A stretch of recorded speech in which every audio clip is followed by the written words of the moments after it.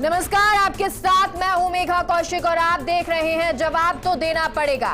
2 हफ्ते से ज्यादा का वक्त हड़ताल कर रहे धरती के भगवान आखिरकार मान गए।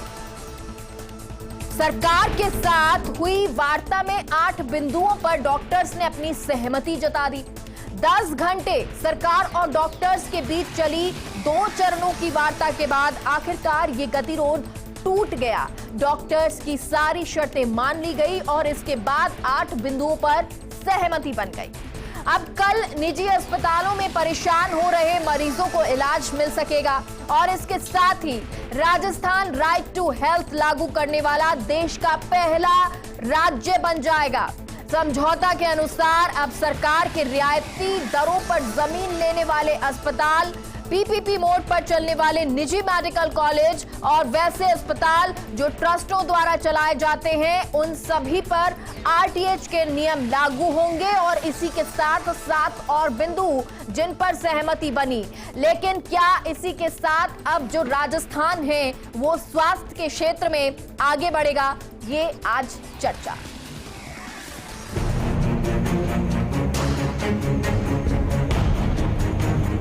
से ही सरकार सकारात्मक दिशा में चल रही थी।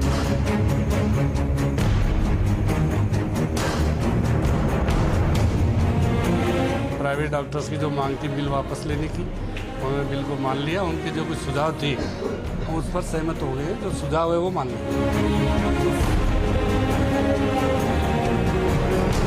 सभी निजी चिकित्सालयों को इस आरटीएच कानून से बाहर कर दिया गया है। ये कानून सिर्फ सरकारी अस्पतालों पे लागू होगा। विरोध दिवस विजय दिवस के अंदर मनाया जा रहा है।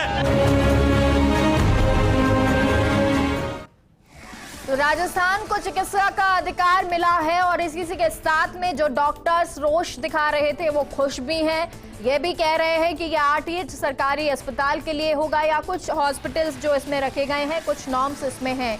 वहीं जैसे जैसे ये सहमति सामने आई, खुशी तो थी, लेकिन अब 2 फाड़ एक बार फिर होती नजर आ रही है। आज चर्चा इस पर करेंगे और हमारे साथ चर्चा करने के लिए स्टूडियो में मौजूद हैं डॉक्टर अशोक यादव हैं, बीजेपी नेता, डॉक्टर संजीव गुप्ता, मीडिया प्रभारी आईएमए, और साथ ही साथ सहयोगी जियाउद्दीन भी हमारे साथ जुड़ गए हैं। क्योंकि जो 2 फाड़ का जिक्र हम कर रहे हैं, जो शाम होते होते, जो खुशी सुबह थी वो शाम होते होते 2 फाड़ में बदल गई।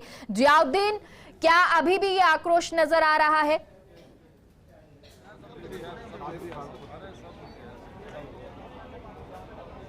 देखिएगा, जनरल बोर्ड की मीटिंग थी, मीटिंग हंगामेदार रही। डॉक्टर दोफाड़ हो गए, जो समझौता करने गए थे, जो समझौता करके आए, जो अपना जो समझौते के बिंदु यहाँ पे सुना रहे थे, उनको खरी कोटी भी सुनाई गई, तस्वीरें सामने भी आई।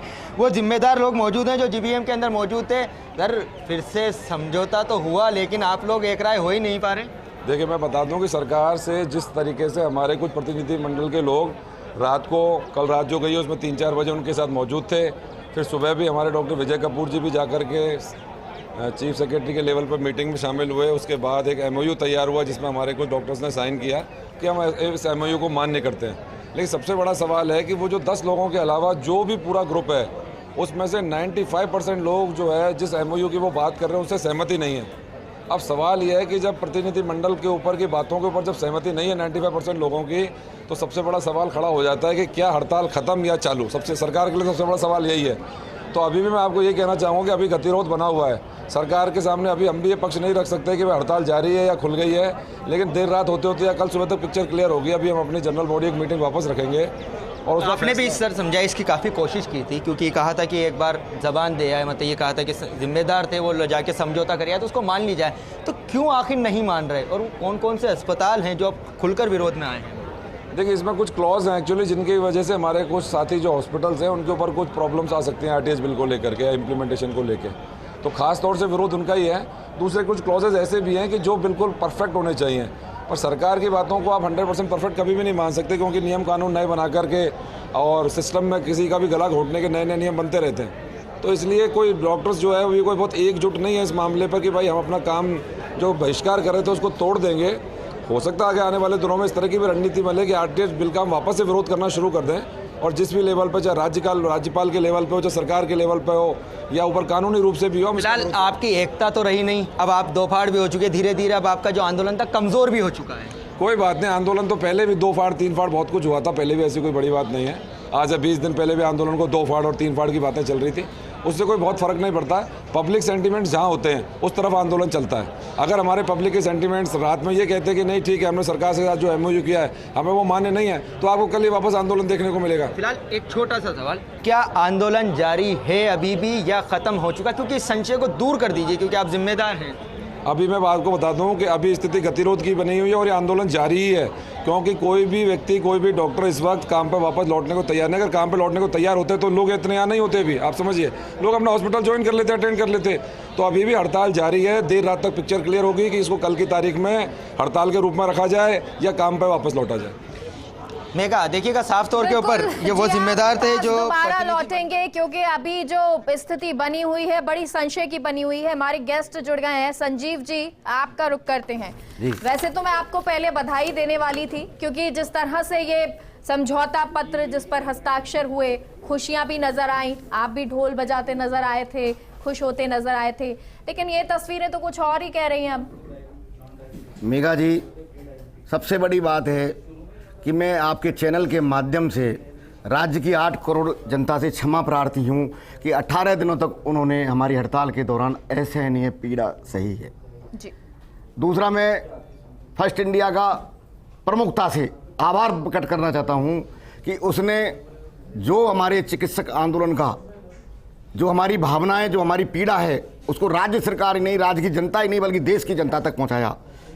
मैं फर्स्ट इंडिया का बहुत आभारी हूं। और तीसरा, जो बहुत ही स्पष्ट रूप से कहता हूं कि ये आंदोलन जो था, कोई चिकित्सक नेताओं का आंदोलन नहीं था। घर घर से चिकित्सक और चिकित्सक कर्मी भगत सिंह बन के सड़क पर उतर गया था। देखिए, आपने देखा है, जहां तक मैं समझता हूं कि चिकित्सकों, पैरामेडिकल स्टाफ, नर्सिंग स्टाफ और उनके परिजन पूरे सड़क पर थे, यहां तक कि बच्चे उनके सड़क पर थे। तो मैं उनको सलाम करता हूं फर्स्ट इंडिया के माध्यम से कि उन्होंने जो जज्बा दिखाया, जो त्याग, तपस्या, बलिदान किया, आज वो उनकी जीत है, चिकित्सक नेताओं की जीत नहीं है, वो जनता की जीत है।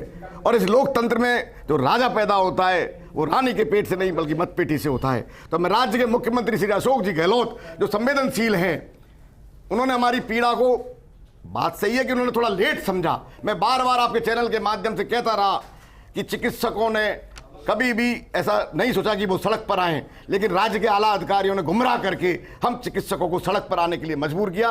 मैं हृदय से धन्यवाद करता हूं राज्य के संवेदनशील मुख्यमंत्री जी को कि उन्होंने गतिरोध को दूर किया। उनकी मंशा के अनुरूप आज ये राइट टू हेल्थ बिल जो लागू जिस भी रूप में हुआ है, इससे जनता को और चिकित्सकों को बहुत लाभ होगा। जी सर, ये मेरा सवाल ये था कि जो आप स्थिति देख रहे हैं अब 2 फाड़ वाली, आखिर वो बन क्यों रही है? बिल्कुल, मैंने आपके चैनल पर ही अभी देखा कि आप बता रहे हैं कि 2 फाड़ है। देखिए, आज राज्य भर से ही नहीं, पूरे हिंदुस्तान से लाखों की संख्या में चिकित्सक और चिकित्सक परिवारजन वहां आए थे।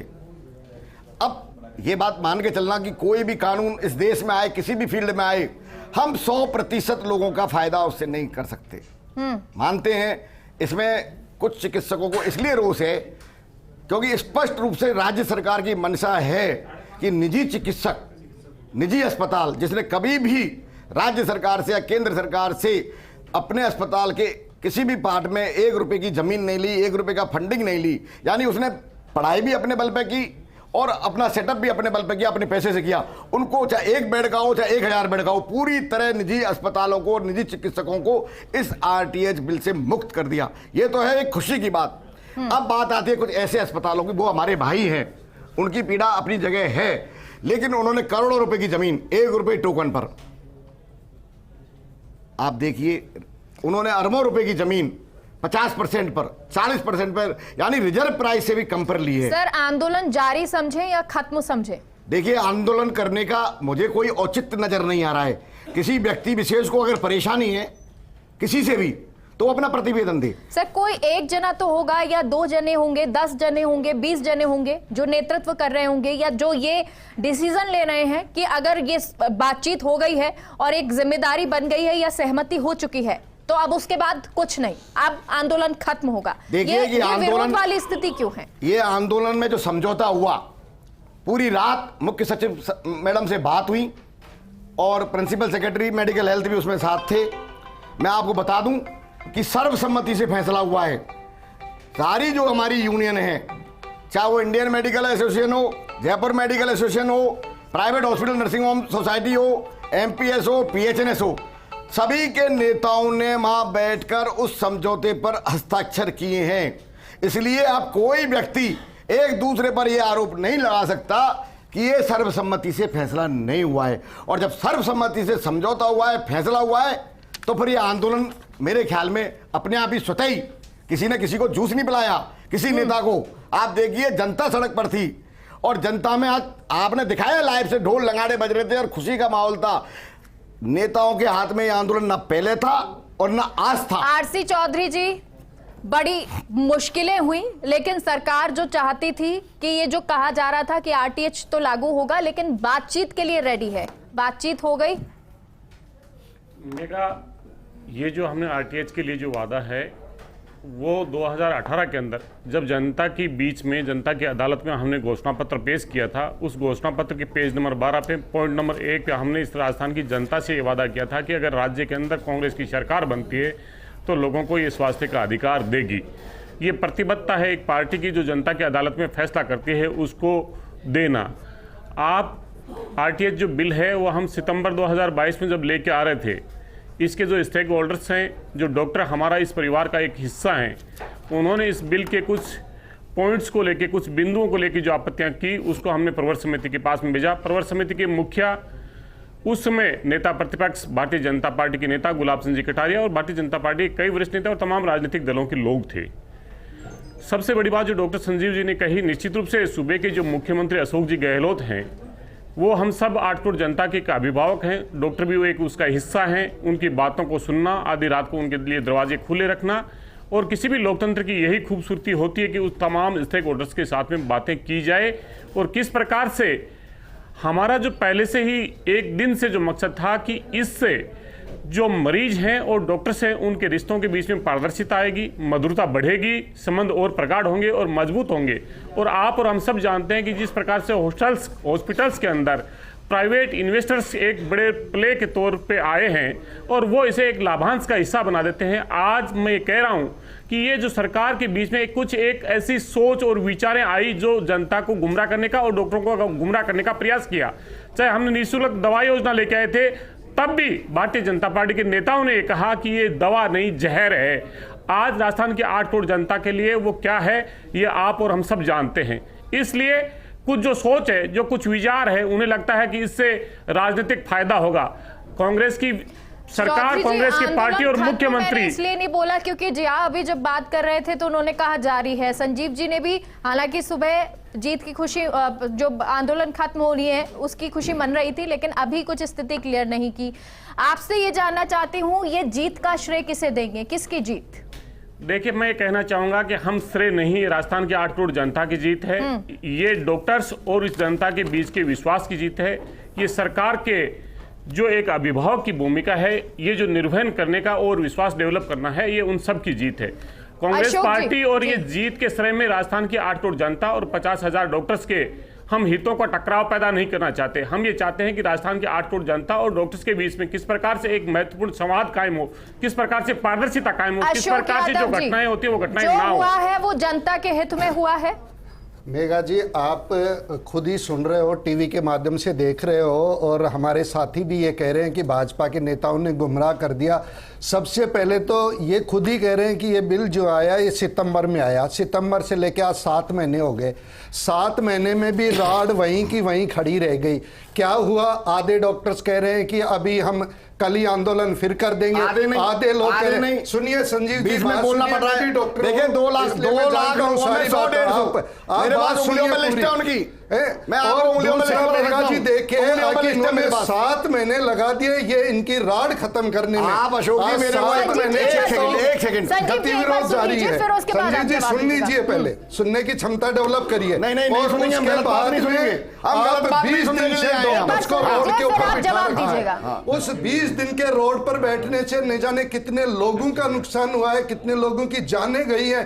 क्या ये कांग्रेस सरकार उसके लिए जिम्मेदारी लेती है कि जो जाने गई है उनकी गलती से गई है, उनकी देरी से गई है, उनकी छोटी सोच की वजह से गई है? अगर इनको ये चेंजेज करने थे, ये चेंजेज पहले दिन से प्रवर समिति के पास थे, तो तब अशोक गहलोत जी कहाँ गए थे? आपके पास आऊंगी, पहले जवाब आरसी चौधरी से जवाब लेंगे उसके बाद। क्या है राजस्थान के हेल्थ मिनिस्टर को शायद ये मालूम ही नहीं है कि आरटीएच क्या है, जो उन्होंने इतना लंबा टाइम लगा दिया। आरसी चौधरी जी जवाब दीजिए। 8 करोड़ जनता अशोक गहलोत जी से हिसाब मांगेगी कि उनके घर में जो मौत हो गई, आज जो उनके घरों के अंदर ये बीमारियों ने गहन रूप ले लिया और विकराल रूप लेके आज उनको मौत के दरवाजे पर लेके चलेगी, इसकी जिम्मेदारी अभी आने वाले दिनों में देखिए, ये तो फर्स्ट इंडिया पर हम ही चलाते थे जब चिकित्सा मंत्री ये कहते थे कि बातचीत के लिए हम तैयार हैं, हम तैयार है बातचीत के लिए, ये कहते थे चिकित्सा मंत्री। मेरा एक सवाल अपील की थी। एक सेकंड सर, आरसी चौधरी जी पहले आप जवाब दीजिए अशोक जी का, फिर आपके पास आएंगे संजीव। मेघा जी, मैं कहना चाहूंगा कि अशोक जी पहले ये तय कर लें कि वो एक डॉक्टर का प्रतिनिधित्व कर रहे हैं, भारतीय जनता पार्टी के नेता का कर रहे हैं। सुन लीजिए, आप सुन लीजिए, मैंने पूरा अवसर दिया, पूरा अवसर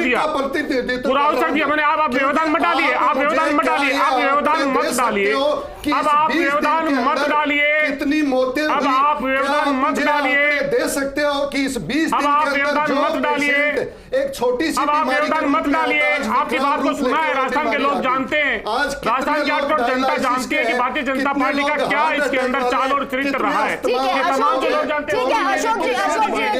अशोक जी एक बार सुन लीजिए, एक बार सुन लीजिए, आपका ही जवाब दे रहे हैं वो। मैं कहना चाहूंगा कि जो भारतीय जनता पार्टी के नेता है, कभी अपने आप को डॉक्टर कहते हैं और कभी ये पर्सन पूछते हैं, ये भूल जाते हैं कि जिस प्रवर समिति की जो बात है, उस प्रवर समिति का प्रतिनिधित्व करने वाले भारतीय जनता पार्टी के नेता थे। सदन में जब बहस की, आप ये बीच में बार-बार व्यवधान डाल रहे हैं, आप उस जनता के हत्यारे हैं। भारतीय जनता पार्टी उस जनता की गुनहगार है जिन्हें 20 दिन अमानवीय यातनाएं झेलनी पड़ी। ये आपका चरित्र था। जब निःशुल्क दवाई योजना थी, तभी भी आपने जनता को गुमराह करने का काम किया, क्योंकि आप निजी प्लेयर्स के हाथों में खेलते हैं। जो आप यहाँ पे जो पूंजीवादी लोग हैं, उनके हाथों में लेकिन उससे पहले एक सेकंड संजीव जी, एक सेकंड सर, आरसी चौधरी जी आपसे भी सवाल है। अगर आरसी चौधरी जी, एक सेकंड सर, आप दोनों से सवाल है, पहले संजीव जी पूछ लीजिए, फिर मैं सवाल करूंगी। जी बोलिए। अशोक यादव जी बीजेपी के हैं, मैंने कई बार यहाँ मंच पे बीजेपी के जितने भी प्रवक्ता आए यहाँ पर, उनसे एक ही सवाल किया था, क्योंकि मैंने पहले तो ये कहा था कि इस राज्य की स्वास्थ्य हो या देश का स्वास्थ्य हो, इसमें हम कांग्रेस बीजेपी नहीं करेंगे, क्योंकि चिकित्सकों और मरीजों का सवाल है। दूसरा मेरा सवाल जो इनसे है, इन्होंने भी एक बात कही है कि 50% चिकित्सक आज आंदोलन में हैं। मैं इनसे एक बात पूछ रहा हूं, फर्स्ट इंडिया के माध्यम से ये जवाब अभी देंगे, क्या उन 50% चिकित्सकों के लिए जब इनकी सत्ता आ जाएगी बीजेपी की, क्या ये उनको भी इस बिल से बाहर करेंगे? ठीक है सर, ये इसका जवाब दीजिएगा, लेकिन इसका साथ में दीजिए, अगर आपको लगता है कि ये बहुत देरी हुई, आप क्यों नहीं डॉक्टर्स के साथ गए? डॉक्टर्स के हम डॉक्टर्स की बात नहीं कर रहे, हम पहले दिन से ये कह रहे हैं कि जो भी आरटीएच बिल ला रहे हो, इसकी जो कमियां हैं इनको सुधारी जाए, इनको लागू की जाए। तो कमियों को सुधार के आज जो देरी हुई है, मैं फिर आपके माध्यम से कहना चाहता हूं कि देरी हुई है, इस देरी मेरी बात का जवाब नहीं है, इसका जवाब देना पड़ेगा। सबसे पहले जो बीमारियों की वजह से इस जनता को हानि हुई है, उस जनमानस की हानि का जवाब देना पड़ेगा। इस बात का जवाब आरसी चौधरी दीजिएंगे, लेकिन पहले संजीव जी की बात का जवाब आपने कहा आप संजीव जी की बात का जवाब दीजिए। जी हम आपको जवाब दे रहे हैं। आज तक अशोक गहलोत सरकार ने जो बीजेपी सत्ता में आई 5 लाख तक का इलाज किया, वो आयुष्मान योजना का योजना के आप पहले जो भी काम करते हैं सिर्फ भारतीय जनता पार्टी करती है, दूसरी जनता पार्टी कोई भी सरकार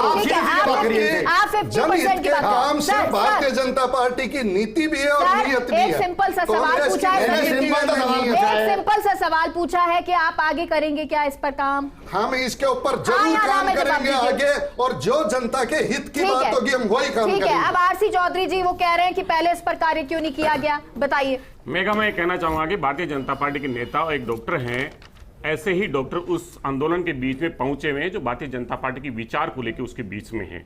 ये पूंजीपति लोगों के हाथ में खेल रहे हैं। ये पूंजीपति लोगों की आवाज उस आंदोलन के माध्यम से मुखर करना चाहते हैं। इन्हें राजस्थान के 8 करोड़ जनता से कोई वास्ता नहीं।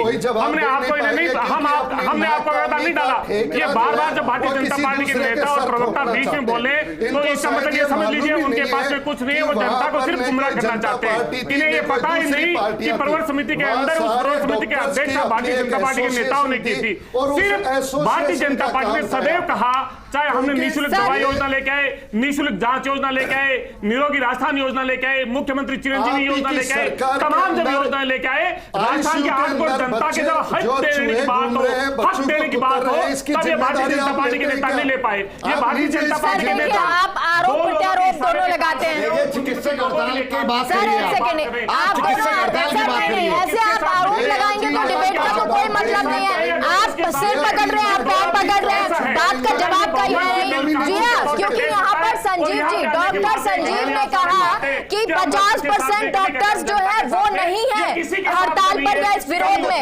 95% वो जो डॉक्टर थे आपके साथ मौजूद, वो कह रहे थे 95% हमारे साथ है।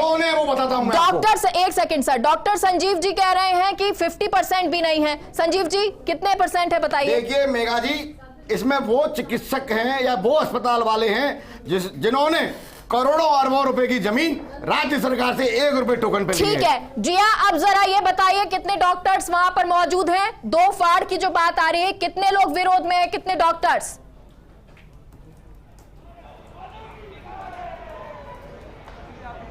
देखिएगा कि अगर बात की जाए तो जो दिन की तादाद थी, अगर उस तादाद से अंदाज़ा लगाया जाए तो यहाँ पे तमाम जो डॉक्टरों की जो तादाद है वो 150 से भी ज़्यादा नहीं है। 100-150 से और रैली में थे 2 लाख डॉक्टर यहाँ पे मौजूद हैं। फिलहाल 2 से 4 बताया जा रहा है कि अब ये डॉक्टरों की जो तादाद है धीरे धीरे कम होती जा रही है। और साफ तौर के ऊपर उन लोगों का यही कहना है कि अब आंदोलन का क्या रहने वाला है, क्या नहीं रहने वाला, क्योंकि रणनीतिकार जो थे इस आंदोलन के जो अगुवा थे वो यहाँ से जा चुके हैं। किसी तरह का कोई नतीजा अब तक नहीं निकल के आ रहा सामने। तो ऐसे के अंदर सर एक बार सुन लीजिए, असमंजस तो है ही कि आंदोलन जारी रहेगा या नहीं रहेगा। फिलहाल अभी आंदोलन खत्म होने की घोषणा नहीं की गई। ठीक है, अब डॉक्टर संजीव जी, आप 150 की बात कर रहे थे, 100 की बात कर रहे थे, और लगभग उतने ही डॉक्टर्स हैं, कह रहे नेतृत्व जो कर रहे थे वो सभी लोग जा चुके हैं। क्या अब ये बात साफ हो जाती है कि अब आंदोलन नहीं होगा? कल से डॉक्टर जो पहले कहा गया कि सुबह से 8 बजे से अपने काम पर लौट आएंगे, क्या लौट जाएंगे? यहाँ आप फर्स्ट इंडिया से इस बात की पुष्टि करते हैं? बिल्कुल 100%। जब हमारे जितने भी नेता हैं, चाहे वो किसी भी यूनियन के हों, उन सबका सम्मिलित फैसला है कि राज्य की जनता, चिकित्सकों और सरकार सबका ध्यान में रखते हुए उन्होंने समझौता किया है। और उस समझौते की पालना में एक स्वतः ही अपने आप ये व्यवस्था बैठ चुकी है कि लोग काम पर लौट, कल की बात करो, मैं कह रहा हूं आज ही लौट चुके हैं। ठीक है डॉक्टर अशोक यादव जी, क्योंकि बीजेपी इसको लेकर कह रही थी 50 बेड जो हैं उससे कम वालों को आरटीएच से बाहर रखो, और बहुत सारी ऐसी मांगे जो थी वो विधानसभा में भी रखी गई थी। ये कहा गया कि नियमों में डालेंगे, लेकिन अब समझौता बन गया है। तो अब तो आप ये माने कि हाँ सरकार ने बात से बात बनाई है? मेघा जी, हमने कभी इनकार नहीं किया कि बात से बात बनाई है। हम ये कह रहे हैं कि इनको बात बनाने में इतनी देरी क्यों लगती है, इनको कोई बात समझने में इतना टाइम क्यों लगता है? जब जनमानस की हानि हो जाती है, जब लोग सड़कों पर उतर आते हैं, जिसको आप धरती का भगवान कह रहे हो, उन पर लाठीचार्ज के बाद ही इनको समझ आती है, पहले समझ नहीं आती क्या? ये बातें पहले दिन से वही मुद्दे थे, इनको पहले दिन मान लिया जाता। आज कम से कम राजस्थान की ये स्थिति नहीं होती, आज भ्रम की स्थिति नहीं होती। मैं इस बात के लिए कांग्रेस सरकार से पूछना चाहता हूं, क्या इसकी जिम्मेदारी लेते हो कि ये जो राड़ फैलाई है, इस राड़ की हम जिम्मेदारी लेते हैं, जो नुकसान हो गया उसकी जिम्मेदारी लेते हैं क्या? ठीक है, आप लागू किया, बढ़िया बात। आरसी चौधरी जी, मेरा भी एक सवाल है, क्योंकि अब जब ये आरटीएच लागू हो रहा है, जब जिन अस्पतालों पे ये लागू होगा, क्या उस पे मॉनिटरिंग भी की जाएगी कि जब आरटीएच लागू हो तो वो लोग मना ना करें किसी तरह से इलाज को लेकर? देखिए, मैं आपके प्रश्न का भी जवाब दूंगा, लेकिन भारतीय जनता पार्टी के नेता और डॉक्टर अशोक है, ये मैं कहना चाहूंगा कि ये इस देश के लोगों ने देखा है। ये भगवान की बात करें, इस देश का अन्नदाता जो इस भगवान का पेट भरता था, वो अन्नदाता आपकी सरकार थी। और दिल्ली में किस प्रकार से 3 काले कानून कॉर्पोरेट की जगह से ला दे, और 800 लोग की हत्या हुई। आप स्वीकार कीजिए कि उनकी हत्या के हम है, और इस हत्या के दोषी भारतीय जनता पार्टी के नेता और आप जैसे डॉक्टर हैं, जो गरीब पैसे में से जुड़े हुए हैं, जो घृणित तरीके से काम करते हैं, जो पूंजीपति लोगों की कोख में रहते हैं, और जो चेहरा इसके डॉक्टर का पक्ष में लेके नहीं आते हैं और जाते। काम भाग ठीक है ये सर। कह रहे हैं कि आप ठीक है सर। जवाब दीजिए, ठीक है, जवाब देना बहुत बहुत पड़ेगा। शुक्रिया सर, बहुत बहुत शुक्रिया आप सभी का। उम्मीद यही करते हैं कि लोक हित में ये जो बिल लाकर मंशा सरकार ने जाहिर की है वो मंशा आगे तक जाएगी और जो लोग हैं उनको लगातार इलाज भी मिलेगा। फिलहाल के लिए कार्यक्रम में इतना ही। आप देखते रहिए फास्ट इंडिया न्यूज। नमस्कार। डॉक्टर अशोक यादव जैसे लोग हैं।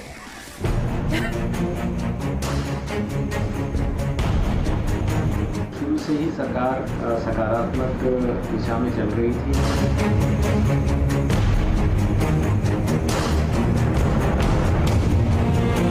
प्राइवेट डॉक्टर्स की जो मांग थी बिल वापस लेने की, उन्होंने बिल को मान लिया। उनके जो कुछ सुझाव थे हम उस पर सहमत हो गए। जो सुझाव है वो मान लिया।